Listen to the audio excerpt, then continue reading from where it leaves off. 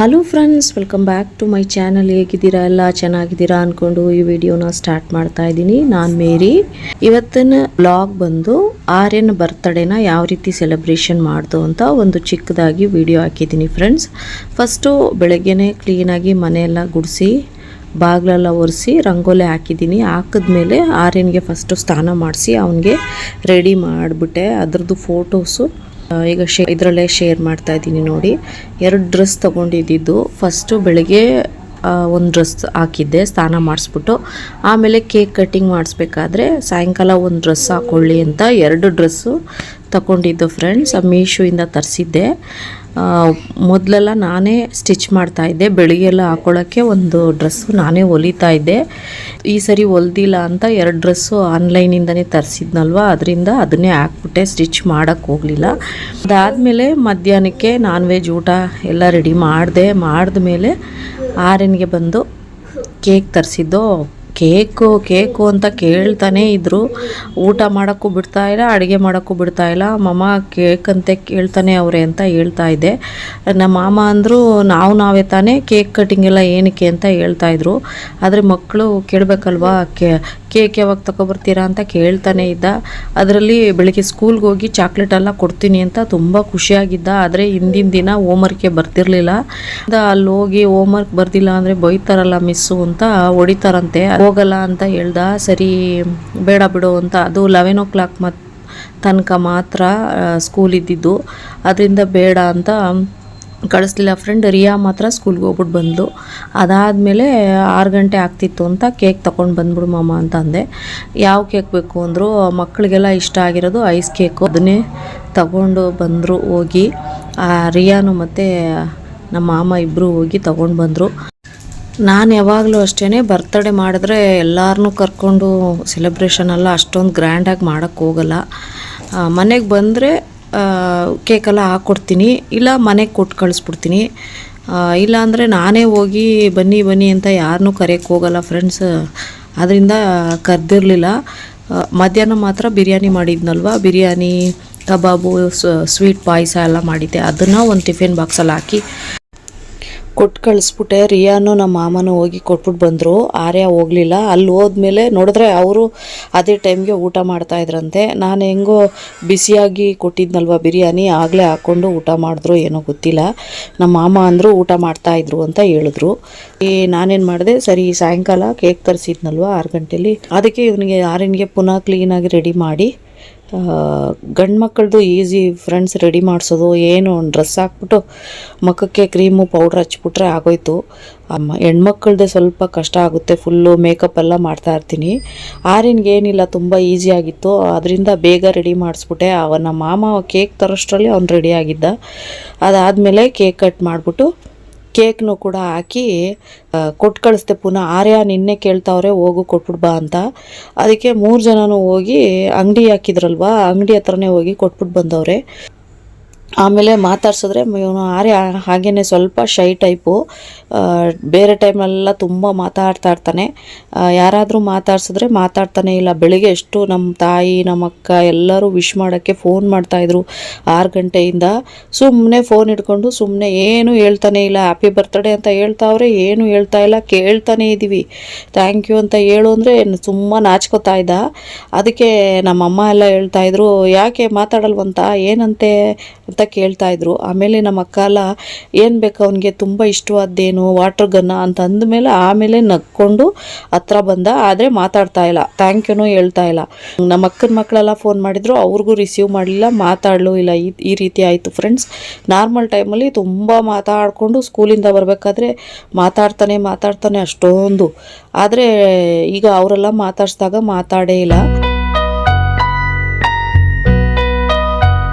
ಕೇಕೆಲ್ಲ ತಿಂದು ನಮ್ಮ ಮಾಮನಿಗೆ ಮಕ್ಕಳಿಗೆಲ್ಲ ಹಾಕ್ಕೊಟ್ಬಿಟ್ಟು ಆಮೇಲೆ ನಾನು ಒಂದು ಪೀಸ್ ಹಾಕ್ಕೊಂಡು ತಿಂದ ಮೇಲೆ ನೋಡಿದ್ರೆ ಆರ್ಯ ಮನ್ಗಕ್ಕೆ ಹೋಗ್ಬಿಟ್ಟ. ನಾನು ಈ ಕಡೆ ಕೇಕ್ ತಿಂದ್ಕೊಂಡು ಸ್ವಲ್ಪ ಹೊತ್ತಿಗೆ ಟೈಮ್ ಆಗ್ತಿತ್ತಲ್ವ 8:30. ನಾನು ಈ ಕೇಕ್ ತಿಂದವರೆಲ್ಲ ಸರಿ ಸ್ವಲ್ಪ ಹೊತ್ತು ಆಗಲಿ ಅಂತ ಬಿಟ್ಟರೆ ನೋಡಿದ್ರೆ ಸೋಫಾ ಮೇಲೆ ಹೋಗಿ ಮನೆಗೆ ಬಿಟ್ಟವನೇ. ಆಮೇಲೆ ಎದ್ದು ಕೂರಿಸ್ಬಿಟ್ಟು ಹೋಗಿ ಬಿರಿಯಾನಿನ ಹಾಕ್ಕೊಂಡು ಅವನಿಗೆ ಬಿಸಿನೇ ಮಾಡಲಿಲ್ಲ, ನಮಗೆ ಬಿಸಿ ಮಾಡೋಕೆ ಇಟ್ಬಿಟ್ಟು ಅನ್ನನ ಇವ್ನಿಗೆ ಹಂಗೆ ಹಾಕ್ಕೊಂಡು ಬಂದು ಎದ್ದೋಳ್ಸಿ ಕೂರಿಸಿ ಕಾರ್ಟೂನ್ ಹಾಕಿ ಆಮೇಲೆ ತಿನ್ಸೋಕ್ಕೆ ಶುರು ಮಾಡಿದೆ, ಡ್ರೆಸ್ಸೆಲ್ಲ ಚೇಂಜ್ ಮಾಡಿ. ನೋಡಿದ್ರೆ ಏನಾಗ್ಬಿಟ್ಟಿತ್ತು ಅಂದರೆ ಅಷ್ಟೊಂದು ಖುಷಿಯಾಗಿ ನಾವು ಕೆಲಸ ಎಲ್ಲ ಮಾಡಿ ಬರ್ತ್ಡೇ ಎಲ್ಲ ಸೆಲೆಬ್ರೇಷನ್ ಮಾಡಿದ್ರೆ ನಮ್ಮ ಮಾಮ ಏನು ಮಾಡವ್ರೆ, ಫ್ರಿಜ್ಜಲ್ಲಿ ಒಂದು ಐಟಮ್ನ ತೆಗಿಯೋಕ್ಕೆ ಅಂತ ಹೋಗೋರೆ. ನೋಡಿದ್ರೆ ಬೆಳಿಗ್ಗೆ ಇಟ್ಟು ರುಬ್ಬಿ ಇಟ್ಟಿದ್ದೆ ದೋಸೆಗೆ ಇಡ್ಲಿಗೆ, ಮಾರನೇ ದಿನ ಸಂಡೆಗೆ ಬೇಕು ಅಂತ. ನೋಡಿದ್ರೆ ಅದೇನಾಗೈತೆ, ಫುಲ್ಲು ಆಚೆ ಅಲ್ಲೇ ಉಬ್ಬಿ ಫುಲ್ಲು ಆ ಹಿಟ್ಟೆಲ್ಲ ಫ್ರಿಜ್ಜೆಲ್ಲ ಚೆಲ್ಬಿಟ್ಟಿತ್ತು ಫ್ರೆಂಡ್ಸ್. ಏನೇನು ಇಟ್ಟಿದ್ದೀನೋ ಒಳಗಡೆ, ಕೊತ್ತಂಬರಿ ಸೊಪ್ಪು, ಕರಿಬೇವು ಸೊಪ್ಪು, ಅದನ್ನೆಲ್ಲ ಒಂದು ಕವರಲ್ಲಿ ಸುತ್ತಿಟ್ಟಿರೋದು, ಆ ಬಾಕ್ಸಲ್ಲೆಲ್ಲ ಇಟ್ಟಿರ್ತೀನಲ್ವ ಅದ್ರ ಮೇಲೆಲ್ಲ ಚೆಲ್ಬಿಟ್ಟಿತ್ತು. ಫ್ರಿಜ್ಗೆ ಹಾಕ್ತೀವಲ್ಲ ಮ್ಯಾಟು, ಅದು ಕೂಡ ಅದೆಲ್ಲ ಫುಲ್ಲು ಹಿಟ್ಟಾಗ್ಬಿಟ್ಟಿತ್ತು. ಸರಿ ತೆಗೆದ್ಬಿಟ್ಟು ಏನು ಮಾಡಿದೆ, ಅಯ್ಯೋ ಇದೀಗ ಇಷ್ಟೊಂದು ಕೆಲಸ ಮಾಡಿ ಸುಸ್ತಾಗ್ಬಿಟ್ಟಿತ್ತು ನನಗೆ, ಫುಲ್ ಟಯರ್ಡ್ ಆಗಿಬಿಟ್ಟಿತ್ತು. 6 ಗಂಟೆ ಮೇಲೆ 7 ಗಂಟೆ ಮೇಲೆ ನನಗೆ ಕೆಲಸ ಸ್ವಲ್ಪ ಮಾಡೋಕ್ಕೆ ಕಷ್ಟ ಆಗುತ್ತೆ ಫ್ರೆಂಡ್ಸ್. ಯಾಕಂದರೆ ಬೆಳಿಗ್ಗೆಲ್ಲ ಎನರ್ಜಿಯಾಗಿ ಮಾಡ್ತೀನಿ, ಸಾಯಂಕಾಲ ಆಗಿಬಿಟ್ರೆ ಕುತ್ಕೋಬೇಕು ಅನಿಸ್ತಾ ಇರುತ್ತಲ್ವ, ಆ ಟೈಮಲ್ಲಿ 8:30 9 ಗಂಟೆಲಿ ಅಯ್ಯೋ ಇದನ್ನೆಲ್ಲ ಈಗ ಒರೆಸ್ಬೇಕಾ ಅಂದ್ಕೊಂಡೆ. ಊಟ ಮಾಡಿ ಮನ್ಗೋದ ಅನ್ನೋಷ್ಟರಲ್ಲಿ ಇದನ್ನೆಲ್ಲ, ಅದು ಒಂದು ಕಡೆ ಅಂದರೆ ಪರವಾಗಿಲ್ಲ, ಫುಲ್ ಫ್ರಿಜ್ಜೇ ಆಗಿಬಿಟ್ಟಿತ್ತು. ಏನು ಮಾಡಲಿ ಅನ್ನೋಷ್ಟರಲ್ಲಿ ನಮ್ಮ ಮಾಮ ಏನು ಮಾಡಿದ್ರು, ನಾನೇ ಅದನ್ನೆಲ್ಲ ತೆಗಿತೀನಿ. ಏನಾಯಿತು ಈ ಫ್ರಿಜ್ಗೆ ಅಂತ ನೋಡಿದ್ರೆ, ಕೂಲಿಂಗ್ ಆಗುತ್ತಲ್ಲ ಅದೇ ನಿಂತೋಗ್ಬಿಟ್ಟಿತ್ತು. ಲೈಟ್ ಮಾತ್ರ ಉರಿತೈತೆ, ಆದರೆ ಕೂಲಿಂಗ್ ಹೋಗ್ಬಿಟ್ಟಿತ್ತು. ಇದು 2ನೇ ಸರಿ ಫ್ರೆಂಡ್ಸ್ ಈ ಮನೆಗೆ ಬಂದಮೇಲೆ ಈ ವರ್ಲ್ಪೂಲ್ ಕಂಪನಿದು ಕೆಟ್ಟಿರೋದು, ಇದು 2ನೇ ಟೈಮು ಕೂಲಿಂಗ್ ಹೋಗಿರೋದು. ಸರಿ ಏನು ಮಾಡೋದು, ಮಾರನೇ ದಿನ ಕರಿಯೋದ ಅಂತ ಇದ್ದು ನೋಡಿದ್ರೆ 1 ಲೀಟ್ರ್ ಹಾಲು ಇಟ್ಟಿದ್ದೀನಿ, ಅದನ್ನು ನೋಡೇ ಇಲ್ಲ, ಗಮನಿಸೇ ಇಲ್ಲ. ಮಾಮನೇ ಒರೆಸ್ಕೊತಾವ್ರಲ್ಲ ಅಂದ್ಬಿಟ್ಟು ಆ ಕಡೆ ಹೋಗಲೇ ಇಲ್ಲ. ಇವು ಆರ್ಯ ಬೇರೆ ಮನ್ಗಕ್ಕೆ ಶುರು ಮಾಡಿದ್ನಲ್ವ, ನೀನು ಊಟ ಮಾಡಿಸ್ಬಿಡು, ನಾನು ಇದನ್ನೆಲ್ಲ ಒರೆಸ್ತೀನಿ ಬಿಟ್ಬಿಡು. ಆದರೂ ತೆಗಿಯೋಕ್ಕೆ ಹೋದೆ, ಇಟ್ಟಲ್ಲ, ಬಿಟ್ಬಿಡು ಅಂತ ಹೇಳ್ತಾ ಇದ್ದೀನಲ್ವ, ನಾನೇ ಮಾಡ್ತೀನಿ ಹೋಗು ಅಂದರು. ಆಮೇಲೆ ಅದಕ್ಕೆ ಮುಂಚೆ ಸ್ವಲ್ಪ ಹೊತ್ತು ಮಕ್ಕಳು ಡ್ಯಾನ್ಸ್ ಬೇರೆ ಆಡ್ತಾಯಿದ್ರಲ್ವ, ಈ ಫ್ರಿಜ್ ಕತೆ ಗೊತ್ತಿಲ್ಲದೆ ಟೈಮಲ್ಲಿ ಈ ಡ್ಯಾನ್ಸ್ ಎಲ್ಲ ಆಡ್ತಾಯಿದ್ರು. ಆರ್ಯನ್ಗೂ ಆಡು ಅಂತ ಇದ್ದೆ ಅಂದ್ಬಿಟ್ಟು, ಇಲ್ಲ ಅಕ್ಕನ ಕೈಲಿ ಹಿಡ್ಕೊಂಡೇ ಆಡ್ತೀನಿ ಅಂದ್ಬಿಟ್ಟು ಆಡ್ತಾ ಇರೋದು ಅವನು ಡ್ಯಾನ್ಸ್ನ.